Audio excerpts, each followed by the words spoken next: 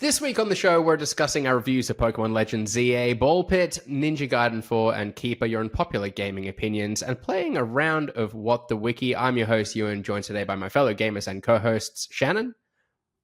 Hello. James. Hello. And Brody. Hello.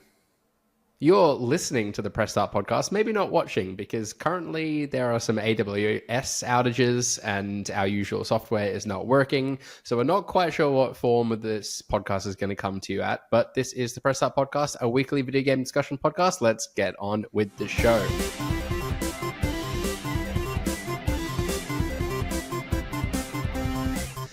We've got a lot of reviews to get stuck into today, but James, let's start with Ninja Gaiden 4. You've given it an 8. What brought you to that score? How did you arrive at an 8? Just the vibes, honestly. That's about it. I don't really... yeah. How annoying are scores, huh? So I really liked this game. I enjoyed most of it, I will say. There is a point towards the end where it was the final act and it did sour me a little bit. Right. That's like the cliff notes of like my whole. Was that more a story thing review. or a gameplay thing? It's a bit of both. Like story wise, the Ninja Gaiden games weren't ever really that strong, so I'm not docking it too many points for having a basic story. But I think what's happened with this game, and I don't know if this is correct. Obviously, it's my speculation entirely. But I think they made a whole game with Yakumo, the new playable guy. And they're like, oh shit, like we should probably chuck Ryu in at some point because he is the main character of the previous games, right? Right. So towards the end, you get to play as Ryu. In a 20 chapter game, it's about 3 chapters. But those chapters are entirely running through stuff that you've already done as Yakumo. And it feels, I don't want to say lazy, but it feels cheap.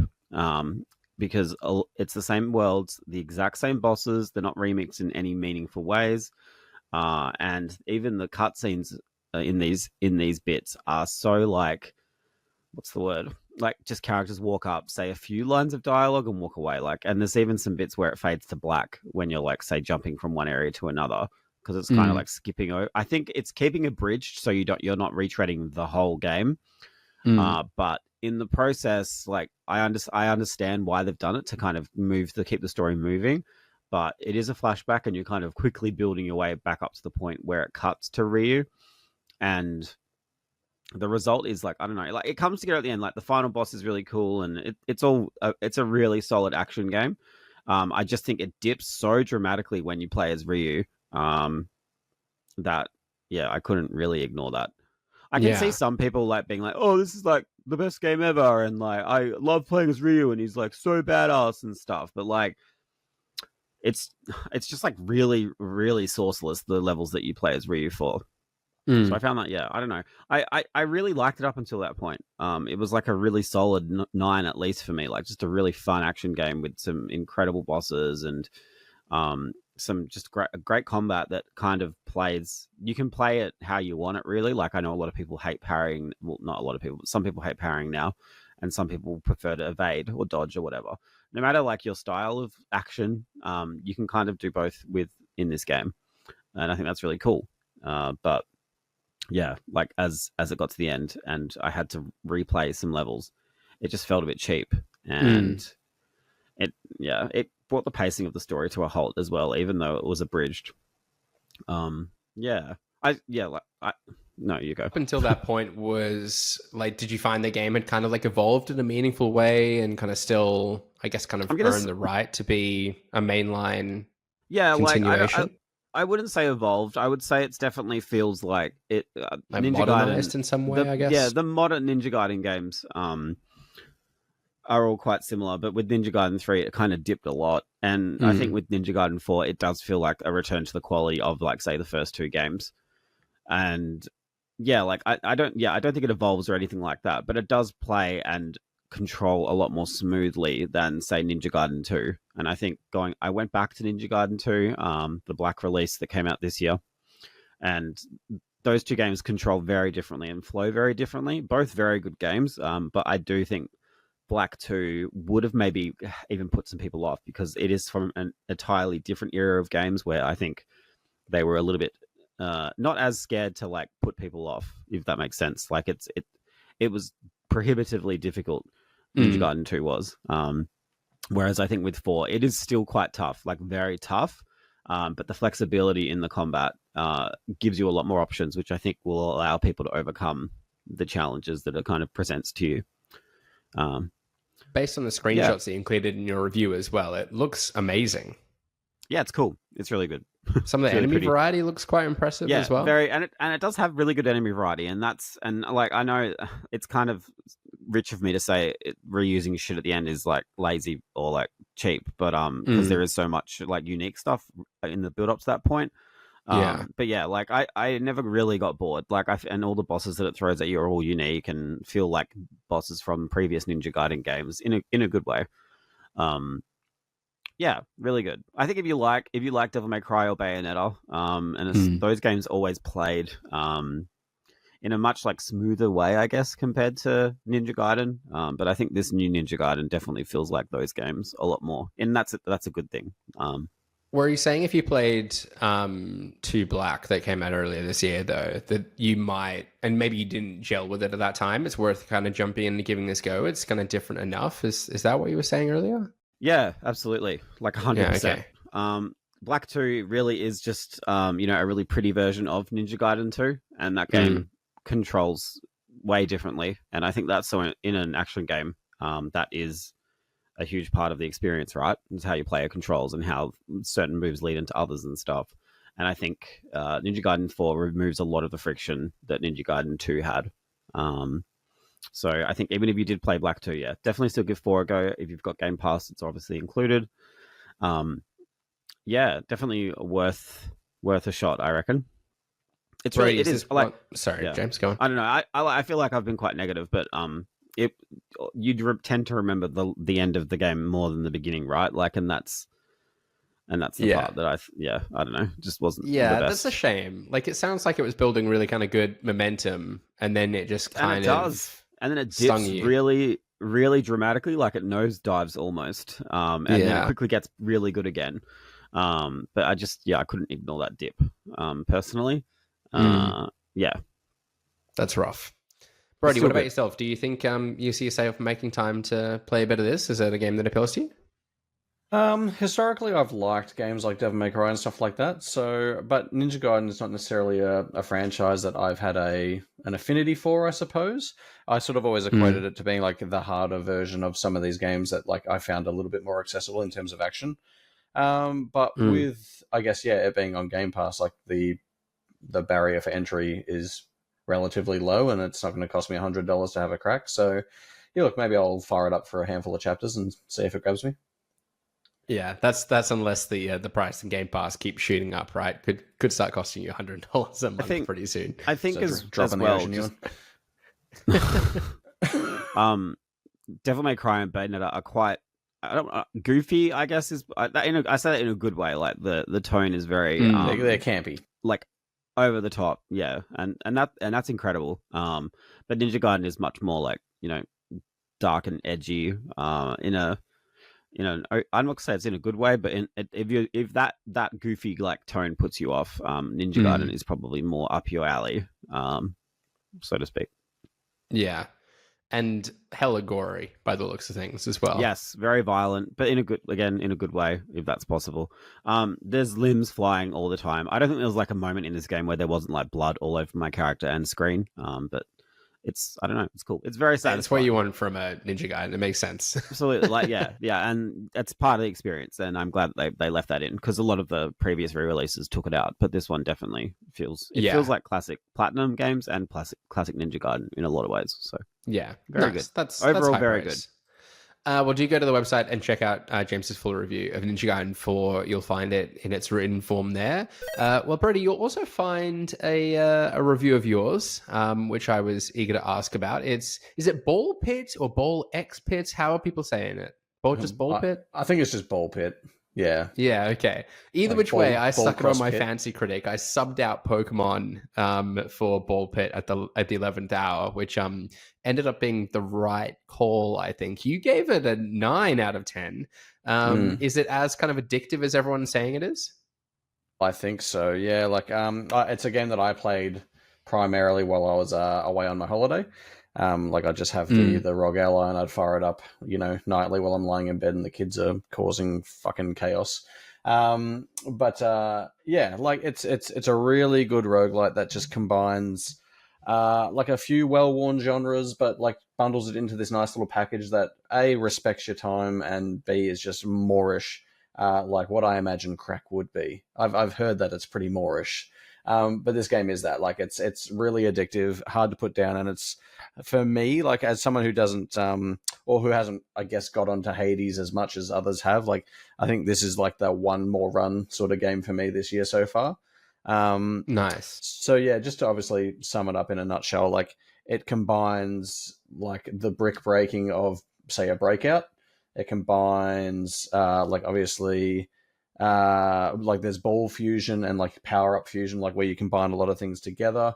And then there's like a city building sort of aspect to it as well. And like generally speaking, Okay. I would fucking hate that. Like I hate city builders and in like all sorts of, like, especially when they're shoehorned in.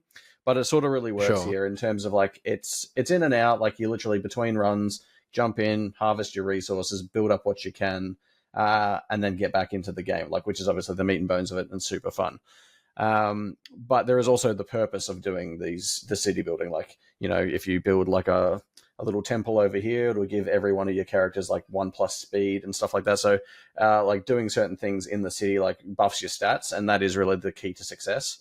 Because obviously all the characters are upgradable. There's multiple characters. Like you start with a warrior, but then you unlock them all gradually as you complete levels and finish bosses and build certain buildings and stuff in your city.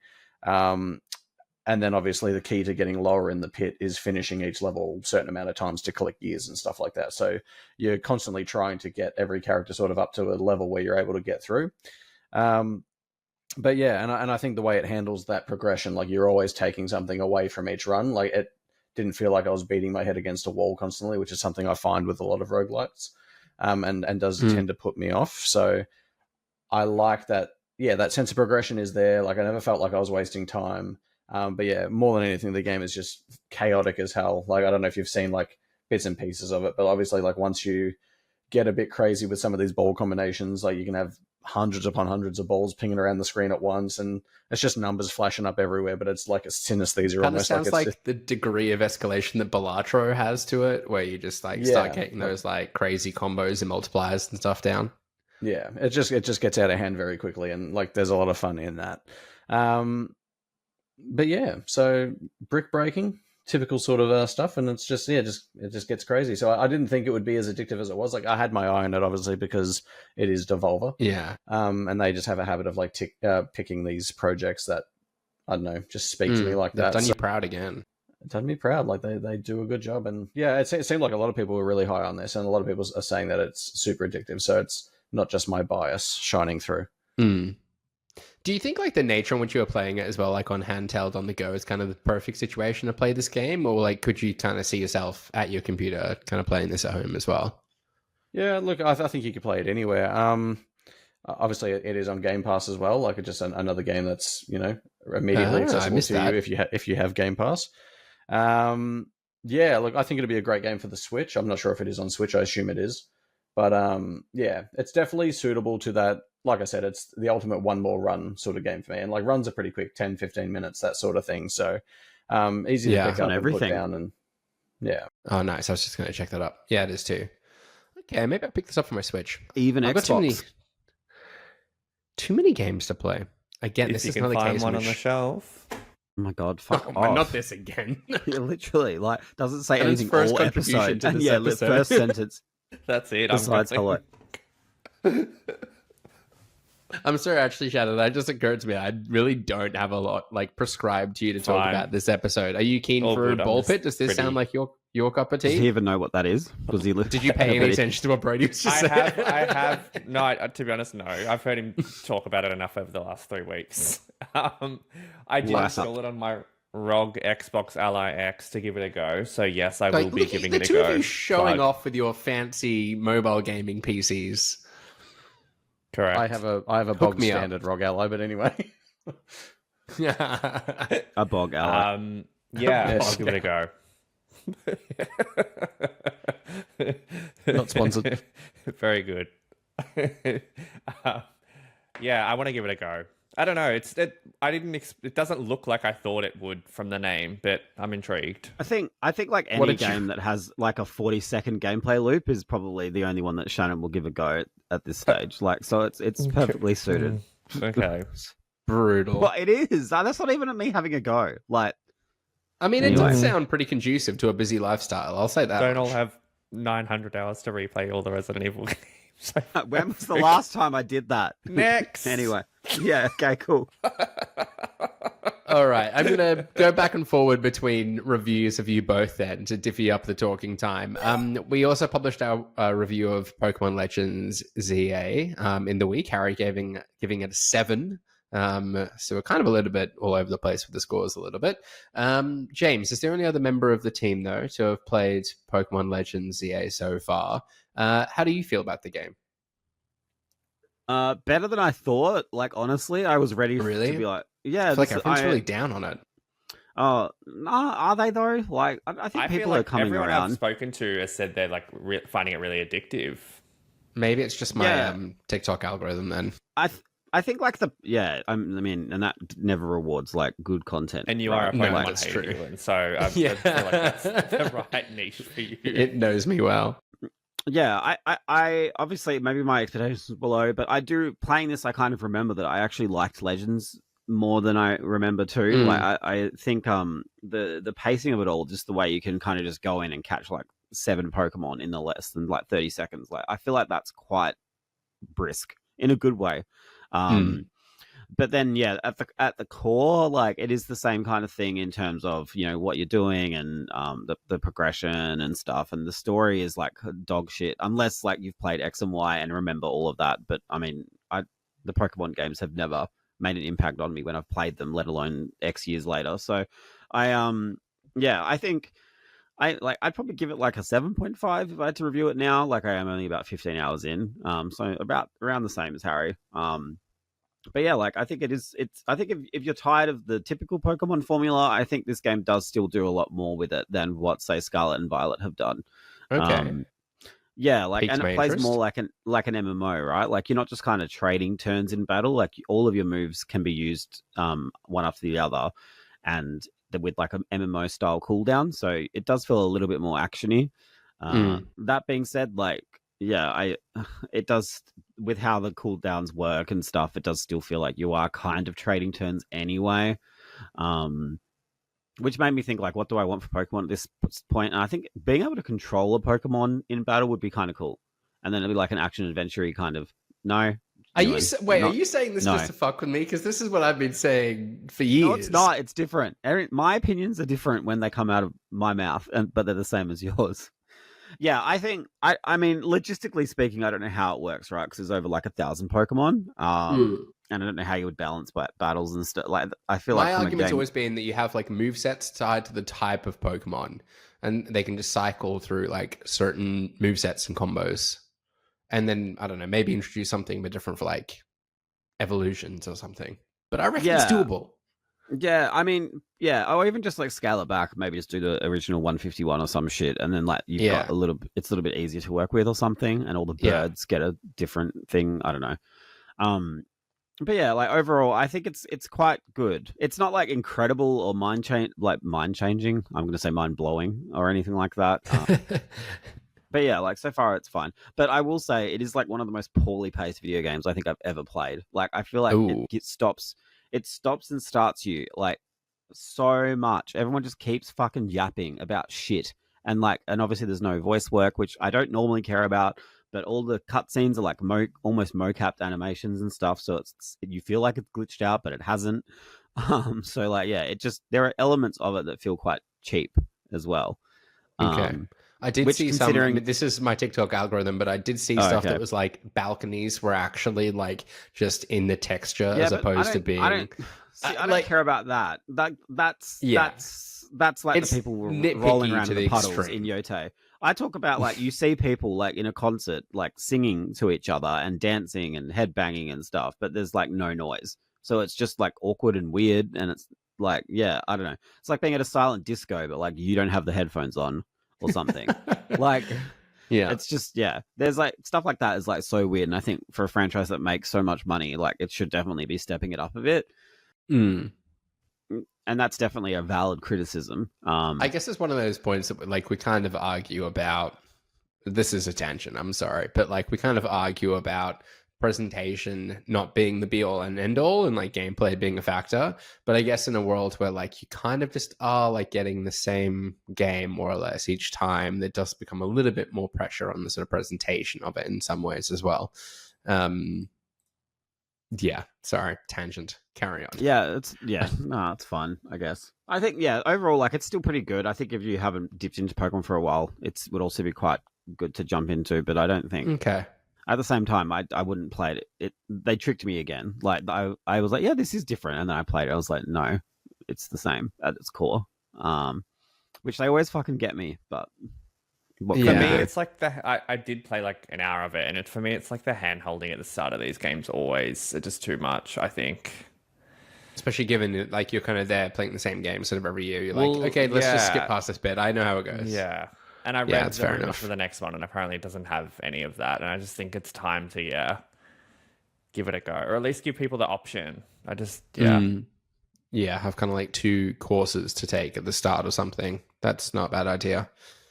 Okay, well, I'm getting the sense so far that I should maybe not be prioritizing Pokemon over the likes of Ball Pit or Ninja Gaiden 4. They seem like the 2 front runners. But Brody, maybe you've got one to enter in contention too with the Keeper, which you also played and reviewed this sort of past week as well. It's Double Fine's new game. You gave it an 8. You described the game as genuinely poignant. What did Double Fine do differently this time? I don't know. I just don't really equate them with, touching, heart-rending sort of stories. Like, they've always struck me as kind of like quirky for sure. No, quirky definitely, but like they've always struck me as more of like a goofy, humorous sort of studio. Like, like I don't think that's unfair to say. Granted, I've only played Brutal Legend and Stacking and stuff like that. I think most of their games are very comical, in a good way. Whereas this one, obviously, very, very artful, very experiential. They're 2 words that I use a lot in the review because that is what it is. Like it's. I equated it to like in a world where everyone's like, Xbox need to try and find their Uncharted. Like this feels like Xbox's journey. So. It's hard. It's almost like Hellblade in the sense that it's almost not a game. Like you walk through like this really beautiful, very strange world. Like there's no dialogue at all, but like there's so much emoting still between like these 2 characters. One being a lighthouse who has like little metal things above his Frenzel lens that like go up and down, so he's got eyebrows basically. And then obviously the twig, this bird. So. Like the game, I thought it was going to be pretty much a straightforward adventure puzzle game, like where you play a lighthouse the whole time. But obviously, without spoiling anything, the game does some interesting things, like from its like halfway point and flips the script, so to speak. Like it becomes almost like a different game. Like I said in the review, like by the end of it, like they sort of change it up enough that it felt like a game jam almost. Like there's a lot of ideas crammed in there that are actually pretty interesting from a gameplay perspective. That said, though, like it is still a pretty linear kind of like adventure puzzle game, and the puzzles aren't designed to be challenging at all. But that and like while I would have preferred like a bit more challenge, like the deeper we got into the game, perhaps, and because it is only a 5 or 6 hour game, something like that, I do appreciate that the puzzles themselves never really detracted from being able to take in the world, like which is obviously a large part of it, and they do a lot of like really good environmental world building and stuff like that. And if you like, there's a few like little off the beaten path collectibles, like it's similar to like games like Limbo and Inside and even Hellblade to a degree. Like if you just sort of go left instead of right, sometimes you'll get to like these statues that you can like use your light to rebuild, and then it'll pop an achievement which gives you like a little bit of like backstory on a certain character from this world from a previous time and stuff like that. So interesting world building there. Like a really pretty game. I can't overstate that. Yeah, the only things that I probably had issue with is that the controls were a little clunky and a little finicky, especially when you get into sort of like the more open 3D sort of spaces and you're trying to like navigate because like your right stick is tied to the rotation of the light itself. So your left stick moves and then the right stick is the thing. So the camera is fixed and it does its own thing. And you rely on it a lot of the time to try and find its place and work out where you're trying to go, but it doesn't work all the time. Gotcha. And yeah, generally in the first like maybe I don't know half hour, I found the controls to be like particularly clunky for the lighthouse portions. But I do think that may have been deliberate to try and like because obviously this thing has just sprung legs like Hell's Moving Castle. So I think it was probably trying to show that it's trying to gain its footing and stuff like that. So I sort of I gave it the pass on that. But yeah, all in all, like really, really beautiful game. Made me feel some things, which I'm always down for. It's my kind of thing. Yeah, if you've got Game Pass, it's a big Game Pass day. Yeah, like definitely worth firing up. Like I know Shannon has fired it up and given it a little bit of a go on the ROG LAX, I believe. So I don't know if he's got much to say about it, but played it on PC, Xbox, and the ROG LAX yesterday. Wow. And what did you think? Did you ever get your Lighthouse? You can enjoy Xbox Game Pass. Did you ever get your Lighthouse movie? It really sounds like we're shilling for Xbox today. I don't know why. Shannon is. I mean, I was shooting a sponsored video, so yes. Okay. But no, it is a beautiful game. It is my type of game for sure. I'm definitely going to keep at it and play it on the ROG.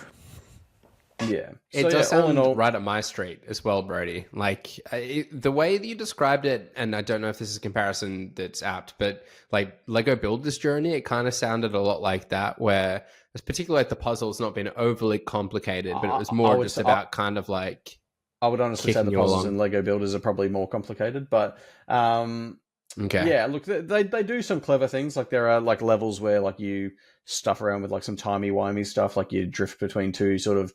Like time periods, and like your bird becomes an egg, and like so when you switch between the two, so you've got a bird at one point, an egg at another, and like you got to like weigh down certain things, so you got to switch while it's an egg to weigh down these weights and stuff like that. So some clever stuff there, but it obviously switches up from time to time. Yeah, like I'd say to use a comparison that I did here today that I think is actually quite apt. It's very similar to like maybe like The Artful Escape. Like it's that kind of game. Okay. Yeah. Yeah, obviously very, I won't say story driven because I mean, there's obviously no dialogue, but like it does tell a story. Like it says a lot about Lego Builder's Journey is exactly like that. Like there's no like conversation between them, but you just kind of pick up like you infer from context. Like there's a lot of like sorry, I'm just reading like these messages from Shannon. It's rattling me. Yeah, like I think it has a lot to say about like there's like a pro environment message in there, obviously. Like that's a given from like the surface level story that they tell, but I think it says a lot about like because if you think about it, you're a lighthouse in a world set like after mankind is gone. So like what purpose does this lighthouse serve? So it's about finding purpose. Oh, interesting. In a time like where, you know, you may be not needed. So I think it has some interesting things to say, and the like I said in the review, like literally the last chapter, like it's like its own act almost. Like it was almost like a religious experience for me. Like the end of this game, like it was crazy. Wow. So there's your code for you, Double Fine. This game was like a religious experience for me. The ending was like a religious experience. So would you say keeper is a keeper? Well, I would say a keeper's a keeper. So unless you're playing on Game Pass, and then it's unfortunately still like you're not keeping. I don't actually know how much the game is. I think it's like $30 US, so I don't know. It might be about $50 or $60 here. Keeper. So. I tend to really like Double Fine games. It's $44.95. $44.95. Okay. Wow. I'm glad that this has done something maybe a little bit different from them as well. And while certainly sort of like speaking to my taste in games. Yeah, and I've heard they're working on like multiple games at once. So it's not like, you know, even though they've made this smaller experience, that they're not sort of still working on some bigger things. So I think it's good. And I think it's 3 or something. And I think it's good that, like, not that I need to like crawl up Xbox's ass any more than I have, but I think it's good that they still allow studios like this to do what they want in this capacity. Like, I can't imagine a world where Keeper is going to make money. Honestly, like in a grand sense. Like, it's not going to make money, but it exists, and that's a good thing, I think. So yeah, I think it helps now. like complement the slate of like, yeah, for like the slate of what you can get on Game Pass. I think it's in their interest to kind of offer, or maybe even kind of gun for something that's maybe in like award contention, like a little bit more. I don't know. Not to say that other games coming to Game Pass aren't, but yeah, I agree with you, Brady. I think it's good for them to do. Nice. I wanted to give you a quick opportunity as well, given you'd written an article about the games that you wish listed after seeing them at PAX. You've written a whole big list on the website, but are there a couple of quick ones there you wanted to shout out as well and bring people's attention to? Yeah, definitely. Let me just pull the article up. Obviously, one was remind myself. One was obviously Pro Jank Footy, which I knew nothing about before I went to PAX, and Matt obviously was a big advocate for that. Yeah. He dragged me over there. But yeah, really cool game. Like, I wrote a separate article to the Wishlist one, just spruiking it as possibly the best Aussie rules game that there is on like in history. Basically, it's a roguelite footy game where like shit goes crazy every game, like multipliers and power-ups and stuff like that, and it just gets out of hand. So that's a lot of fun. I'm a sucker for trivia, so Trivia Deal, another rogue. Oh, what is it with roguelites? I feel like there's just roguelites everywhere, but it's a trivia roguelike, the way you just basically work through. It's almost like Trivial Pursuit, but like there's card power ups and stuff like that. And I'm a sucker for trivia, so I've been playing the demo of that quite a bit. One we saw that I don't know if you got a chance to play the demo of yet was Enter the Chronosphere. I played a bit of that. I haven't had a chance yet. No, I played a bit of that the other night. That's a really cool game where like time moves when you do, and it's sort of like a procedurally generated roguelite, I believe. Where very cool. Kind of like Super Hot and Boomerang X, if you've played that, obviously, in terms of like the time mechanic. And what was, I think Matt had one that I wanted to shout at. The Indigo Initiative, which is another one we stopped by to have a look at. It looks very Talos Principle in a way, like it, but like mixed with like the aesthetic of like Prey or what was the one I said? Like Chronos: The New Dawn, like sort of that aesthetic. So like really future sci-fi, but like this really cool puzzle game as well. So those were some really cool ones that stuck out. Like I said, check out the article. There's obviously a bunch more games there, and I think I've listed whether there's demos that you can try now as well. So a lot of them are available to play now, luckily. So yeah, have a look. Nice to go and check out that list as well, and get those games that you like to look up wish listed as well, because it helps the developers along. Yeah. All right, I have an unpopular gaming opinion for you all before we go to what the wiki. Mark Tonkatad wrote, quote, "Campers (brackets snipers) are a skill-based class and deserved respect." Given now I'm playing a lot of Battlefield 6, this one jumped out to me. I'm a little bit confused by the campers bracket snipers, because I kind of think of a camper and a sniper being kind of two distinct things. But Shannon, first to you, this unpopular opinion. Do you think they deserve some more respect? Is it a fair way to play? No, I do. I think it's like obviously a choice, and it's like it's a patience thing, right? Like I think like some of the most successful runs I've had in any of these games is when I've like just stuck in a corner and like known where people are coming and shot them. But like my brain doesn't work in that way, as James described before. So I've got about 30 seconds before that gets boring to me, and I just want to go run and gun. So yeah, I mean, there's obviously ways where it feels a bit hacky, right, and annoying, but I don't think that's what's being described here. I think this is more around like setting yourself in a spot and sniping, as opposed to like spawn camping, right? Which I think is what you're talking about, Ewan, is the other part of camping. Yeah, so I think that, yeah, they do deserve respect, because it is annoying being on the other end, but obviously it's, yeah, if you're dedicated to that cause, go for it. Yeah, the snipers are like playing objective-based modes in Battlefield at the moment. Like the snipers sometimes don't contribute all that well to the completion of the objective. Like they might be, getting some kills and helping their personal stats or whatever, but they're not necessarily like pushing an objective like the way that you would hope them to, or like really doing the most to defend something either. That being said, like you play them kind of right, then they can be quite useful at like keeping people from crossing an area, or maybe kind of cherry picking people on an objective, that kind of thing. Or if your aim is just to whittle the tickets down, that's also viable.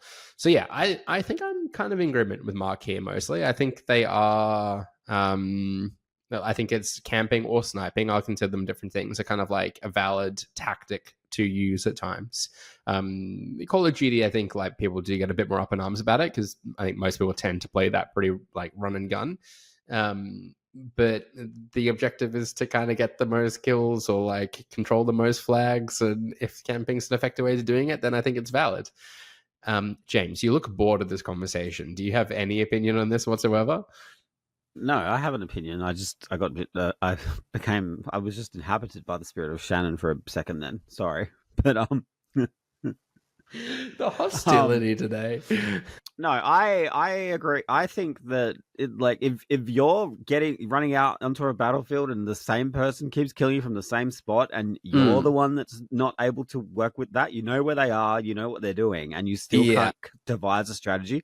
That's a you problem. Like, look inwards. Particularly when the game, like games give you every tool under the sun to deal with that kind of thing, like jump in a tank or like use a rocket or grenade or whatever. There's so many options. I think spawn camping can suck, but I also think that might be a greater problem with map design than say like, you know what I mean? Like, I think it's up to developers to make sure the maps aren't designed that way.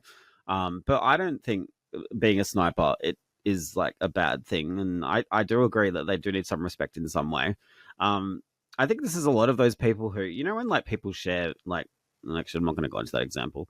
Like, people who think like you're not a real soldier if you're not getting your hands dirty. And it's like, cool, but like, not everyone wants to just like run in there and fucking, I don't know, knife a tank. Like, that doesn't make sense. Like, do you know, like, I feel like, and if these games were just people who did that, that would be boring. Like, it's not like 300 where you just two groups of soldiers running at each other with spears. Like, there's a big mix of roles that everybody plays on the battlefield, and I think that was what makes these games interesting.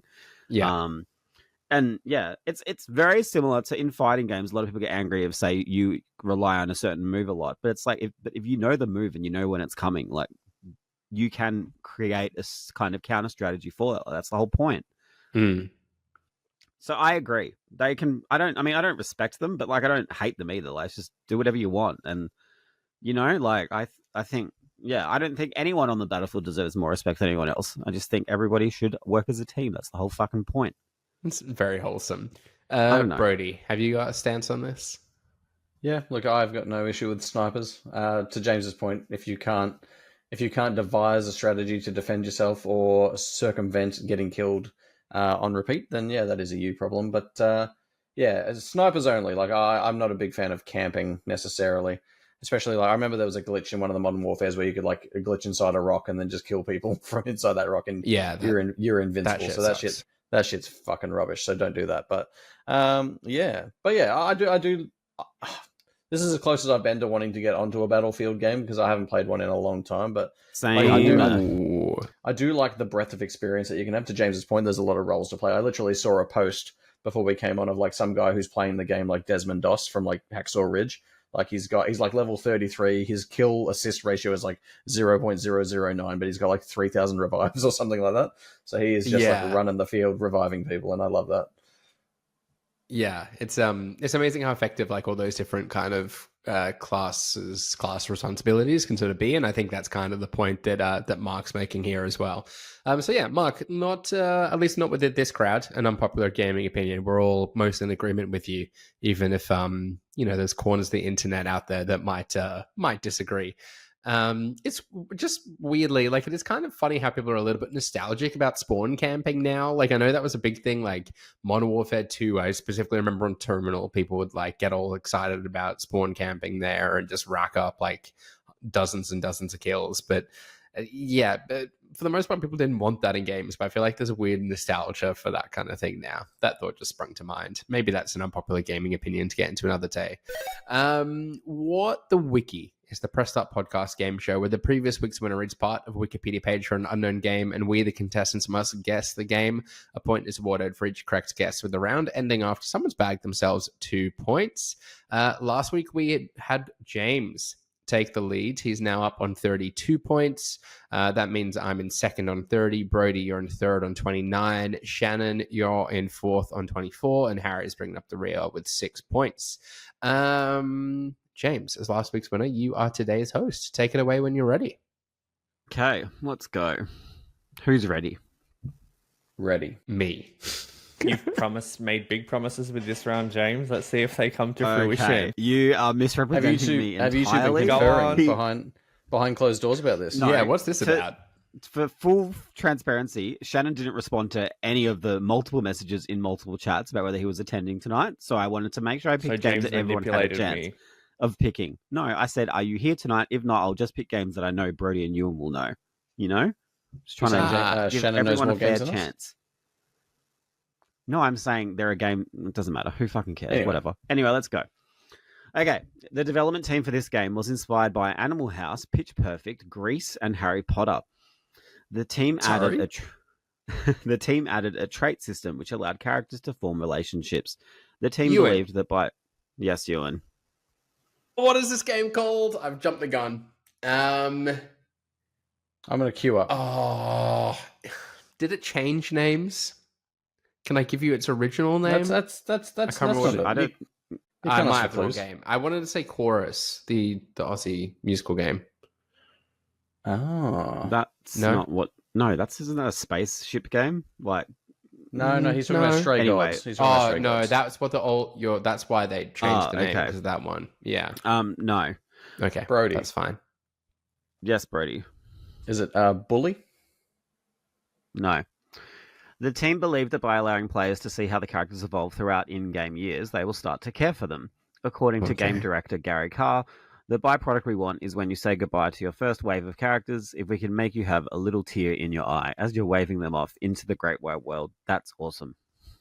End quote. The game features city-building game mechanics more extensively than previous games, as the team wanted to cater to players who are more interested in building rather than managing the facility. In addition to maintaining operation of the facility, the player will also need to take care of the well-being of the characters. If a character enjoys their nightlife too much, they may not attend to their duties the following day. The characters fall into different archetypes, and their personalities are procedurally generated. Unlike the previous game, in which patients leave the facility once they are cured, the characters in this game will stay for a much longer time. Each in-game year lasts for around 20 minutes.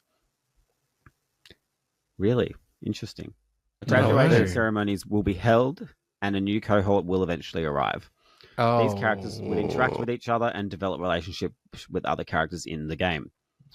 Each character also has specific needs, and they will either succeed, fail, or drop out, depending on how they were guided during their time in the blank. This game is a business simulation game developed by 2 Point Studios and published by Sega. Yeah. Yes, Shannon. 2 Point Hospital. 2. Ewan. These are not a series of games I'm familiar with. Is it? Oh, wait, sorry, am I busting? Yes, you are. Yeah. Is it 2 Point Academy? No. That's not the title, I'm afraid, Ewan. No. It's not Brody? cured from an academy. Yes, Brody. Oh, then I don't know. I was going to say 2 Point Campus, but I don't think, no. Oh, it is 2 Point Shannon. Campus. Hey! No, that wasn't a guess. That was a mutter. Well done, Brody. Congrats, Brody. Thank God someone got it, because it was clearly not our forte. Yeah. Well, I thought Shannon jagged it with 2 Point Hospital 2 at the end. Me too. So they're cured from the campus? What's happening at the campus? no, you don't get cured at the camp. No. Anyway. Yeah. Okay. Let's move on. Nightlife, Brody's got a point. Study. Congrats, makes Brody. sense. But can he get the sweep? Let's find out. On this episode. No. This could be bad for me. This game is set in a fictional city, a dilapidated Rust Belt city rife with corruption and crime. Frankston. On the prowl around the city are numerous violent gangs who seek to find and kill the player. The game is set in a shared universe with a series from the same developer. The game is a stealth game played from a third-person perspective. The game consists of 20 levels, called scenes, as well as 4 unlockable bonus scenes. Players survive the scenes by dispatching enemy gang members, occasionally with firearms, but primarily by stealthily executing them. On the normal difficulty, called Fetish, players can only earn 4 stars. 1 is awarded for completing the scene under a certain amount of time. This is boring, blah, blah, blah. Due to this game's graphics violence, the game was subject to a significant video game controversy. Oh, no. Did someone buzz in? Yeah, Brody did. Brody? Is it Manhunt? It is Manhunt. Congratulations, Brody. He got the sweep. He did get the sweep. Incredible game. Bring it back. It was definitely Manhunt 1? It wasn't. Yes. Don't question me. That's Manhunt 1. I thought you had said something about a sequel. I think they were both. No, it's set in the same universe. World as GTA, basically. Yeah. Right. I reckon I looked for Manhunt. Game. They need to bring... I looked for Manhunt like a couple of months ago because I wanted to play it, and you cannot get it anywhere. Really? I own it. Wasn't I think because they sold it for a bit. Primarily. No, they sold it for a bit, and then they recalled it after that. So anyone who bought it already has it. I might have to acquire it allegedly. Right, interesting. Acquire it allegedly via a pigeon or something like that. You can play it. It's so good. I genuinely think, and The Last of Us apes so much from it. It's such. I know that's like people are gonna think I'm crazy for saying that. Problem.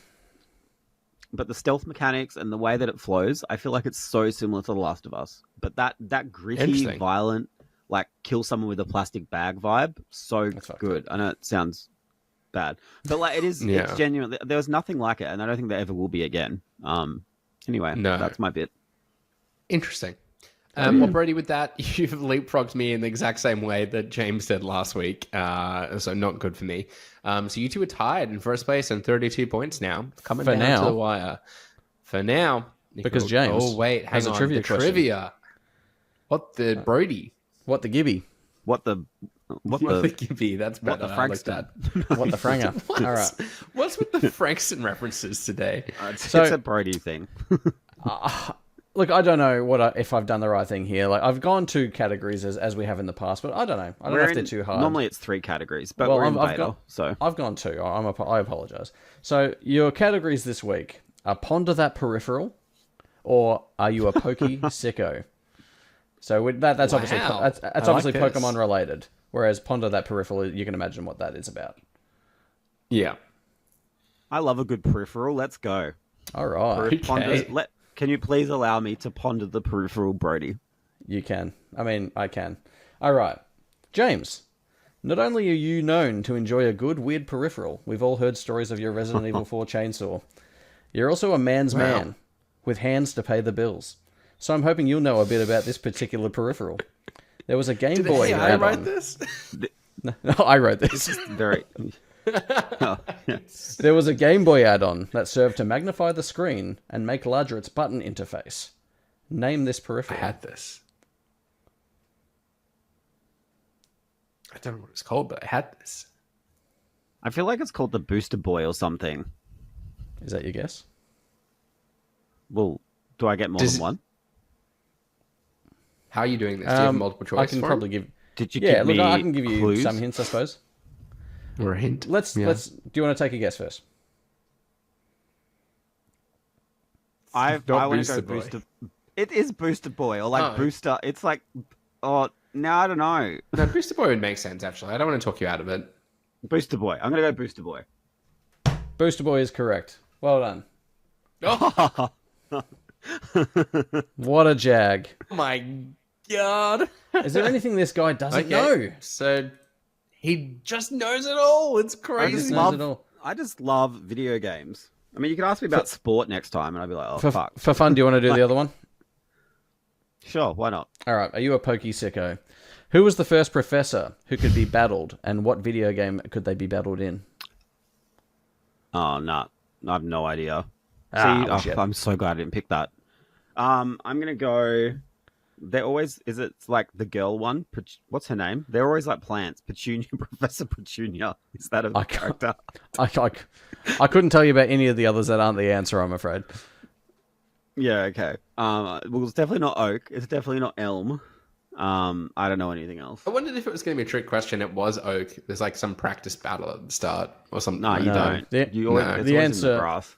The answer is my hint was going to be is that it's named after a tree, but it sounds like they're all plants, so that wouldn't have been any fucking good. They are, yeah. Yeah.